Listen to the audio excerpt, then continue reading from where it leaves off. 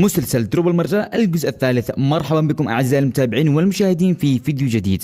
في هذا الفيديو اليوم سنتحدث عن اهم التسريبات والتوقعات للحلقه القادمه وهي الحلقه الخامسة والعشرين، وايضا ملخص بسيط عن احداث الحلقه الماضيه وهي الحلقه الرابعة والعشرين.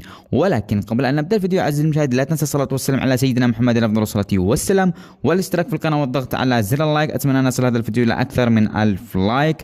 وانطلقنا.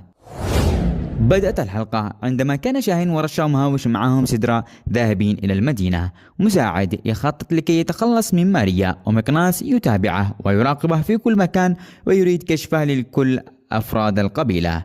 أما بالنسبة لفزاع بعد أن خطف قمر وجراح وزهرة يريد استخدامهم من أجل تهريب الممنوعات بخطة منه إلى المدينة. وبينما شاهين ورشا ومهاوش ذاهبين للمدينة أيضا وقفوا خلف السيارة التي فيها فزاع وعصابته وفيها قمر وجراح أيضا، ولكن لم يروهم. واستطاع فزاع عبور النقطة والهروب ووصل إلى رشاش وسلمه البضاعة.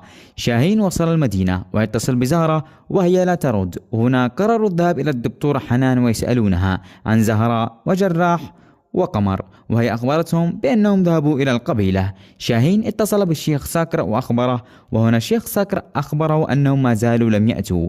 وبدأ القلق عند الشيخ ساكر ويتصل بالحراس اللي وضعهم ولا يردون أيضا. تنتهي الحلقة عندما قمر وجراح وزهرة أسرهم فزاع في مستودع رشاش ونزل إليهم شخص، وهنا انتهت الحلقة. التوقعات في الحلقة القادمة إن شاء الله يا عزيزي المشاهد. من المتوقع في الحلقة القادمة نشاهد بأن شخص هو لطف أخو زهرة، وهنا زهرة تعرف بأنه هو من باعهم لفزاع ورجاله. شاهين يعرف بأن فزاع خطفهم ويخبر الشرطة ويعمل من أجل العثور عليهم وإطلاق سراحهم. أحداث نارية تنتظرنا في الحلقات القادمة إن شاء الله.